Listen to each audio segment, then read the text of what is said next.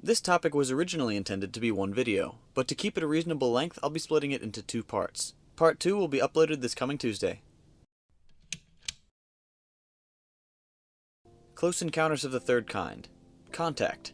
Arrival. The idea of humanity's first communication with extraterrestrial life has been an exciting topic for decades. Countless books, movies, TV shows, and every other form of media have long speculated what first contact would look like. Would they be little green men? Giant tentacled monsters? Would we even be able to communicate? What if they're not friendly? As popular a topic as it is for science fiction, how prepared are we for first contact in real life? Since the 1970s, there have been a handful of projects dedicated to the search for extraterrestrial intelligence, with varying degrees of funding. One of the earliest major endeavors was known as Project Cyclops, which was initiated by NASA to determine the best way to search for signals from extraterrestrial sources. However, the project's recommendations were disregarded in favor of the less expensive Messaging to Extraterrestrial Intelligence, which simply broadcast messages that intelligent life could intercept. More recently, funding for SETI programs has been massively reduced and has had to rely on private donations to continue the search. But enough about the search for life. What we're concerned about in this video is how prepared we are. Is there any protocol in place for the event of first contact? Perhaps surprisingly, yes, there is.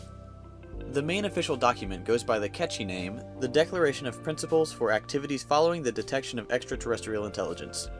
Originally drafted by the SETI Permanent Committee of the International Academy of Astronautics, the IAA, the Declaration of Principles has since been approved and endorsed by most researchers involved in the search for extraterrestrial intelligence.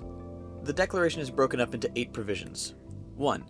Any detection of extraterrestrial signals should be verified as coming from an intelligent source before being announced. 2.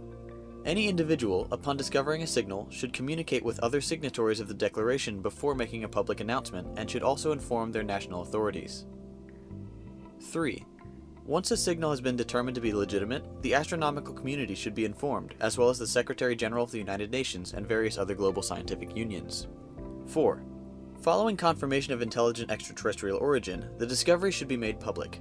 The individual or group responsible for the discovery has the right to make the first public announcement. 5. All data relevant to the discovery should be published to the international scientific community and stored in accessible form as permanently as possible. 6. If the evidence for extraterrestrial intelligence takes the form of electromagnetic signals, the Secretary General of the International Telecommunications Union should be contacted, and may request to minimize the terrestrial use of the electromagnetic frequency bands in which the signal was detected. 7. No one should respond to an observed extraterrestrial intelligence. Doing so requires international agreement under separate procedures. And finally, number 8. The SETI Permanent Committee of the IAA and Commission 51 of the International Astronomical Union should continually review procedures regarding detection of extraterrestrial intelligence.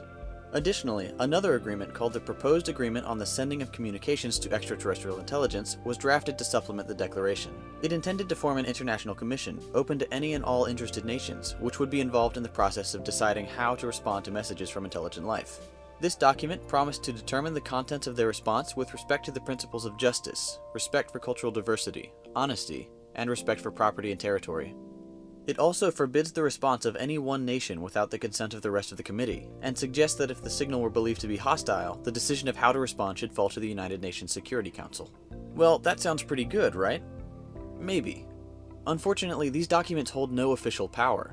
They're more of guidelines than actual rules, and many scientists expect they'd be ignored in the event of real first contact. Contact over long distance is one thing, but what if aliens were to physically land on Earth? Before we look at the possible scenarios, we have to consider historical parallels. Take, for example, the Columbian Exchange. Starting with Christopher Columbus landing in North America in 1492, the Columbian Exchange refers to the widespread transfer of plants, animals, culture, human populations, technology, and ideas between the Old World and the Americas. Although there were many positive aspects of this mingling of populations, the main effect was disastrous for the natives. Diseases to which the indigenous peoples had never been exposed ravaged their population, causing a huge decline in numbers. Many historians and scientists speculate that the arrival of extraterrestrials would have similar effect on the native populations of Earth. However, it is entirely possible that the extraterrestrial pathogens would have no effect on Earth, as they may only be suited to a small and exclusive set of environments not found on our planet. It's impossible to tell. So, what provisions do we have in place for the event of alien craft landing on Earth? Officially, nothing. No documents, no procedures, nothing at the government level that the public is aware of. According to Seth Shostak, a leader at the SETI Institute in California, he's not aware of any government programs, covert or otherwise, that are prepared for physical extraterrestrial arrival. Shostak cites an event from 1997 that he believes should have triggered a response from any such government organization. He says, "In 1997, we got a signal that looked pretty promising for most of the day. We thought it was possibly the real deal. I kept waiting for the Men in Black to show up. They didn't. I kept waiting for the Pentagon to call. I kept waiting for the White House to call. They didn't call." Why is that? An event so historically significant with as much potential for global disaster certainly merits an official plan, right? Well, it's hard to form a game plan when you don't know how the game is played. Any civilization capable of interstellar travel would be at least hundreds of years more advanced than humanity, so it would be very difficult to imagine what their arrival might entail. Shostak compared it to Neanderthals having a plan in case the US Air Force showed up. He has a point. Having a plan might not matter at all. What could we possibly say to a far more advanced civilization that they don't already know? And of course, a knee-jerk military response would probably end very badly for us. So with that in mind, what can we do to prepare?